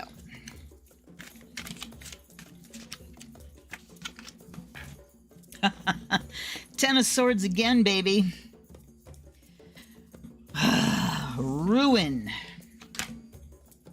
The Devil. 5 of Pentacles, Strife. So yeah, remember that last tarot deck where all the coins were falling out of the pockets? All right, you guys, this is where we're at. These systems of control, these systems that rob us of our control, whether it's a personal thing like substance abuse or just, addiction to something, something that we've allowed to take over our mind and take our choice away from us.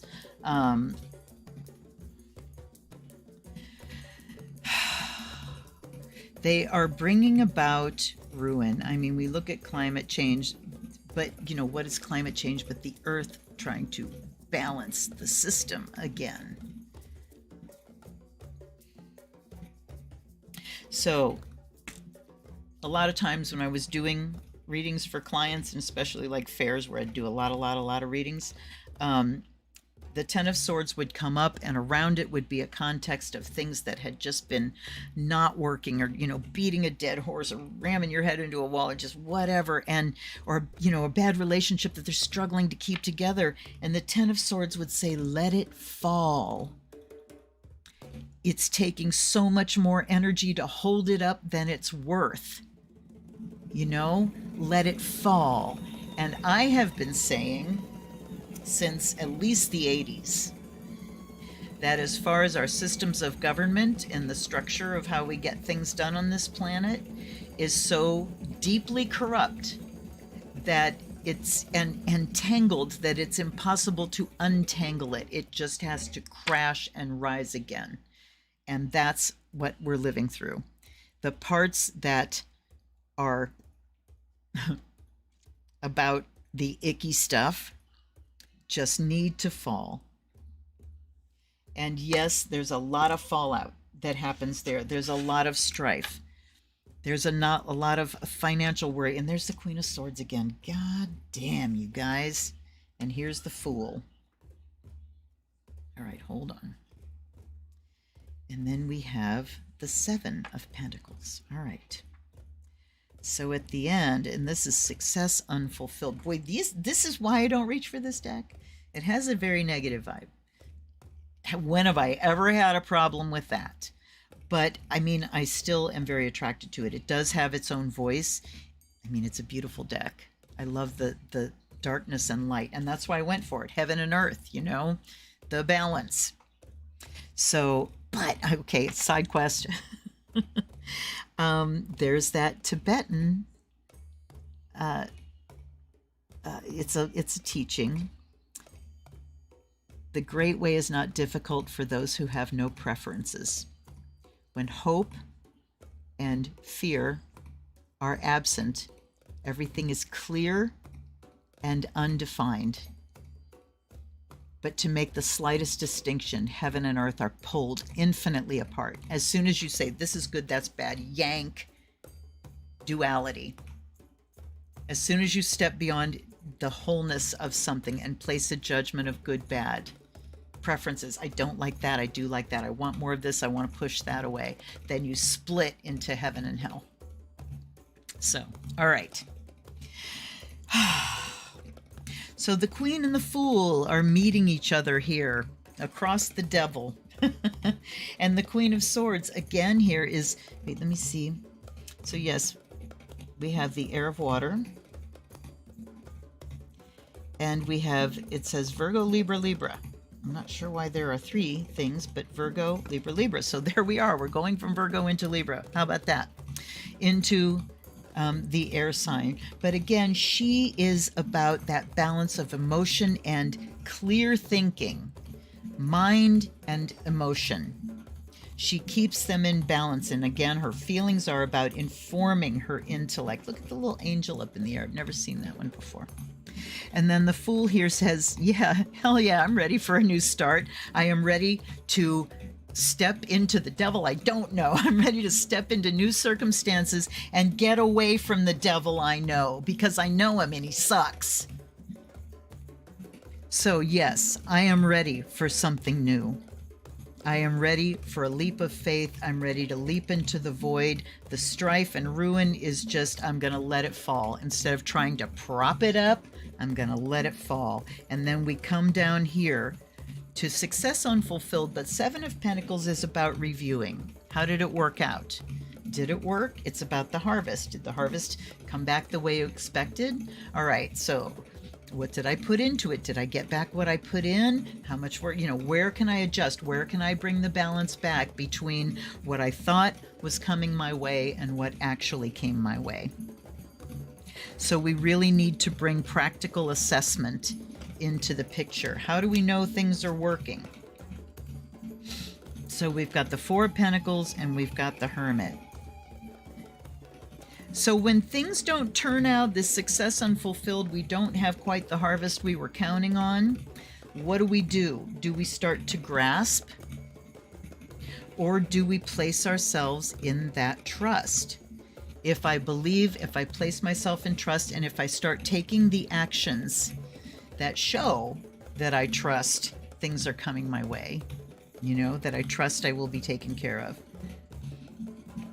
then, you know, perhaps, and look at how the Fool's pointed this way, and so is the Hermit, holding up the light. Queen of Swords sees this devil very clearly. Yes, I have tangled with you. You're not getting another go at me. And the Hermit just says, all right, let's go inside and assess what are the results of the efforts that we've been making. You know, if you want to go back to Lammas since the last turn of the wheel, you can do that. If you want to go back to the last moon and, you know, look at the cycles, what cycles are you looking at? When you're reading your cards, and you're looking for things like this, you know, the cycles playing out and stuff, set your time frame. So, you know, it can narrow down what the cards are talking about and make it a lot clearer to you. But the Hermit here says, you know, there's a lot that we have to take care of on our own. Oh my God, look at this one more. The Five of Pentacles. Wait, this is the that's the Five of Pentacles. What the hell is this? It's a pentacle. All right, I am so confused. This is the Five of Wands. That's it. They're shaped like a pentacle. Okay, way to confuse me. So they decided to straighten me out here, showing us material trouble. And then we've got strife over here with the Five of Wands. So both tarot decks so far tonight are telling us, get yourself ready. Shore up, get ready, get yourself connected, lighten your load. These messages come out over and over and over again because the devil is showing himself. Is showing himself loud and clear. So yeah, we got to get our inner sanctuary shored up. We've got to have the places where we can reach for wonder, where we can feel guidance, where we can feel safe and put ourselves into trust and belief. It's not going to be easy. It's a skill. These are magical skills. And how do you get skilled? How do you learn how to do anything? You want to do anything well, how do you do it? You practice. You have to practice. Okay, wait. I'm seeing messages that are hidden from me. Hold on, hold on. Oh, there we are. All right. Let it fall. Yeah, I mean, sometimes it's just ruined and you have to let go. You just have to let go. But sometimes, you know, the letting go happens after things have fallen and we're left with the ruin. This is more about you already see it falling and it's just time to step out and let it crash. All right. Samantha says, the Queen of Swords and the Sacred Fool know how not to let the devil divide them. Ooh, wonderful. That is wonderful. She has the clarity. He has the faith. Okay, instead they take time to go within and discover how to rise above him. Absolutely. That's wonderful. Thank you, Samantha. All right. Hardest. Oh, they have such a weird smell. It's like, you know, I don't know, toys, games, color forms. There's a smell. There is a smell to these and they've never lost it. All these years I've had. Oh, looky. Looky what comes out. Illumination. Do you remember our very first deck? What was down here? It was illumination. I'm going to knock this over a little bit this way because these are big cards. Yes, I'm putting you in the middle. And let's just go off the top. Anger. Equanimity. Ho, ho, ho, ho. All right. So you know that great way is not difficult for those who have no preferences thing? Doesn't mean you don't care. It means you take it at face value. I don't have to apply my judgment. So tonight I was making salsa and I did not have any jalapenos. And my husband had gone to the store to pick up my prescription. And while he was gone, I told Tam, text him, tell him to grab a jalapeno. But he doesn't take his phone into the grocery store with him, so he didn't get the text. And he comes home and he didn't have the pepper. And I'm like, oh, you know, oh, well, that's all right. It'll still be, you know, it's delicious without it, but it would be more delicious with it. And he said, so would you feel better? Would it make you feel better if you... And I said, I don't need to get emotionally involved with it. It just, the salsa would taste better with a jalapeno, but it is very delicious without one. So it's up to you. He hates it when I do that. Anyway. Yeah, the thing is, I don't have to get emotionally involved. That's what equanimity is. I don't have to get emotionally involved with every little decision. All right. Two of Crystals. That's clarity.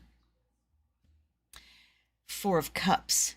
Anger. And in the middle, the Ace of Wands. Illumination.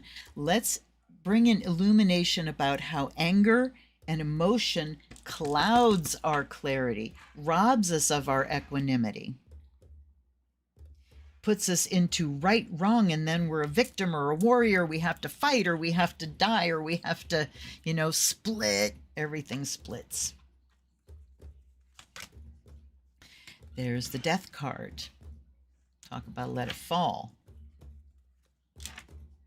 And here's the universe. Oh.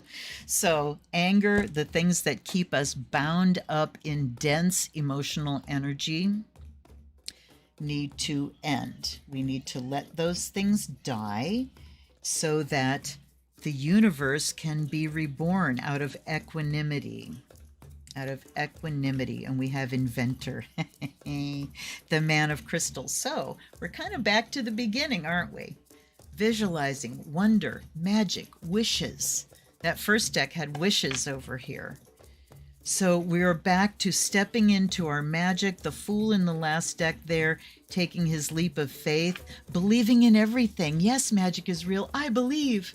If you believe in fairies, clap your hands. So, yeah, we are coming now back to inventor. What is it that we want to replace? When the old wrangling and anger and warlike ways are dying, have died, what are we going to replace it with? In great detail, what systems can we imagine? And we're watching these systems happen. The pandemic put us into high gear. But we're watching systems like, systems that were so dogmatic. Of course you have to go into the office and work. What, are you crazy? And the subtext of that is because you can't be trusted unless we're watching you. Because all people are lazy and nobody wants to, these systems. These systems. But now we've learned that, yes, people can be trusted to do their jobs if you take care of them and you value them and you pay them. They will give back to you. That's the circle. But that fucking zero-sum mentality, man, if I give somebody something, that idea that some bosses, employers have, that, their employees are the enemy and they're there to take from them. And if you can't trust your employees, man, what the hell are you doing? So death is part of the universe. It's part of the system, and we've got an ace right in the middle. And we are illuminated and fully aware and in our great creative potential when we acknowledge that, yes, death is indeed part of the system, and it is part of the whole system, and it doesn't fragment the system. It is part of the whole. And when we take it as part of that whole, and we have experienced all of the life that we have, and certain cycles come to completion here, then we have the mental wherewithal to start to construct out of equanimity, not good, not bad, just how. Just how are we going to do it? And for me, dealing with chronic illness and physical limitations, I have over the year sort of transformed from, and believe me, I go back into the total victim thing too, of now I can't. Oh, in fact, now I can't do this, I can't do that. For instance, thinking about Mother Drum and, doing wonderful big musical ecstatic rituals and dances of universal peace where I am standing up, I am playing my guitar, I am singing while I am doing the moves with everybody and calling out instructions. I can't do it like that anymore. So instead of I can't do dances anymore, it's how can I? How can I still continue to give this musical gift? So equanimity isn't about either or, it's balance. Equanimity is balanced mind. Balanced mind. How can I? How can we? That's what the inventor is saying. Here's how. We have compassion and courage. Hell yeah. Let me catch up here. Sam says, just a little witty ditty that's tap dancing around my head. It might grow into something else. Good. Good. Catherine, I believe in fairies. Yes. Indeed. I love you all. I really love you guys. Seriously. I do. I do. All right. So, what do we get when we start? What kind of new world do we want to dream? We want to dream about compassion and the courage to be who we are, the courage to be creative. Creativity requires courage because our world, because of the judgment, because people don't approach things with equanimity, you know. I'm doing all these deck reviews has been an interesting exercise for me because I don't gush over everything, you know, things I like, things I don't, but most of the time there's something very good about each deck, and I can say, here's the good, and we toss out the bad, you know, or not even get to the good bad. Here's this great deck somebody made. What a wonderful work of art and creativity. I love it. Let me use it, you know? So, but when we want to put our creative expression out, the fear of judgment is real. It really is real. And what do we do about that? Like some of the other messages and blah, blah, blah, blah, blah, blah, blah. I don't have to read that. I don't have to read reviews. I don't have to hear, you know, negative criticisms. So if we just pluck up our courage, or, you know, we're afraid that the first try isn't going to be the thing I've imagined. But again, practice. As you practice and practice and practice to make good art, you have to be willing to make bad art. Bad art is wonderful. It says you're working. It says I have the courage to pick up the tools, whether I think I know what I'm doing or not. I have the courage to try. Try. Invention isn't about just thinking it up and blah, there it is. It's about trying. Trial and error. Okay, I did this. Here's the result. There's that 7 of Pentacles that was there. I did this. The result wasn't quite right. Okay, let's change it. But being compassionate with yourself in the meantime. Courageous and compassionate. Okay, I'm going to put it out there, and ooh, that wasn't all what I wanted. Instead of going, hey, idiot, well, you can do better than that. That was crap compared to, you know, that's okay. You can try again. It was wonderful. It was a great effort. You tried so hard. You worked hard, you know. So how do we get to illumination? We find the balance away from all of this anger. Anger is the biggest energy robber. Hi, it can give us some energy for a while, but it's hot energy and it burns out fast. And it takes more with it than it brought. So we can look at freezing that out. All right, but not by ignoring it, by seeing where we're angry, by learning how to channel that energy through, healing the trauma that triggered that anger. That's our proper business and responsibility. Bringing the balance back is our responsibility.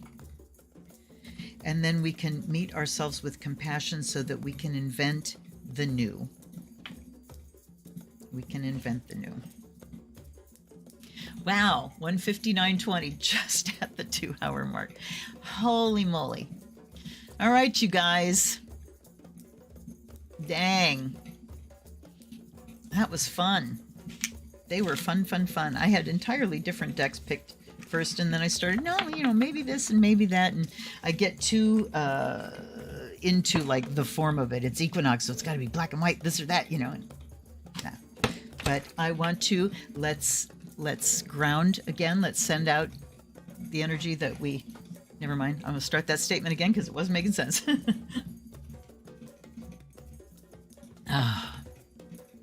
First of all, let's come back to the body. Come back to inhabit your body. I mean, I can physically feel coming from here back down. Take a moment to do that. All the way down to your toes. And become aware again of that grounding cord.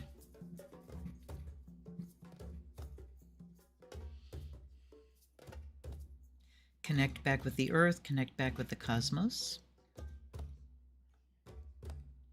The first thing we're going to do is exhale, take a nice, easy, deep breath. We're going to send that outer layer of the sphere. We're just going to give it another little push and watch it just dissolve and send its energy out into the universe.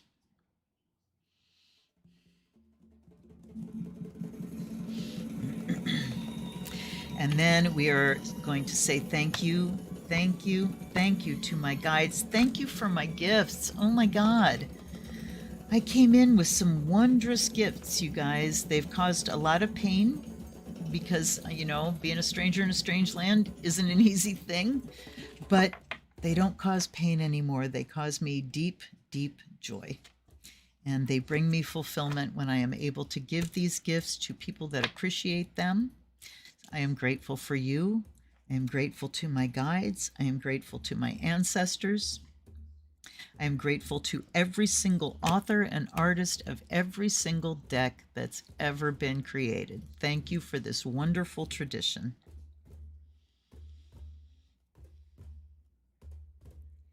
And then another nice deep breath. And down out of that grounding cord, give away anything excess. Your body will keep everything that it needs for your optimal health and healing, but everything that's excessive, just let it go back down into the earth. Feel your feet, feel whatever is in contact with the surface. You might want to put your palms down on the ground. And with that energy returning to the earth, thank you, Mother. Thank you for this incredibly wondrous life. Thank you for all the delicious, beautiful, sensual creations of nature and of humanity. And another breath, and we send cosmic energy back up, anything that's excess. And when we don't do these things, especially if you're in a circle where you do energy raising, if you don't ground at the end, you're never going to sleep at night. And the cosmic energy, your brain's just going to go, yeah, yeah, yeah, yeah. And that's what my brain does anyway. So, so we send our gratitude out. And one more breath, let it all go. Let it all go, all concepts, all everything, just let it sink into you, and may it bring you benefit. May everything that happened here tonight bring benefit to everyone that experiences it. There are a couple links down below if you want to send me a couple bucks, you know, for a coffee, for something, for a new deck. I really appreciate it. There's also that Amazon wish list. If you have something that you're just dying for me to look at, check it out, send me a deck. All right, you guys, thank you so very much. I love you. Mwah. I wish you the very, very, very, very best, and I will see you tomorrow on the United States of Tarot unboxing, and probably another one on Friday. I'll have to look at what I have to unbox. I have a lot of Tarot, but you know what? I'm not really looking for more Oracle. I don't know. I'm slowing down on the acquisition of decks. Oh boy. Oh boy. All right. I am reading. Thank you, Laura. And yes, I love you, Samantha. And that's another thing, normalizing saying I love you to people. It doesn't have to be deeply personal and a commitment. I love you. I send you love. I send you that energy of just oneness and a big embrace. Thank you, Laura. Yes, hit that like button. Thank you very much. We closed the circle. Yes, it was Marcy. They were just happy to play tonight.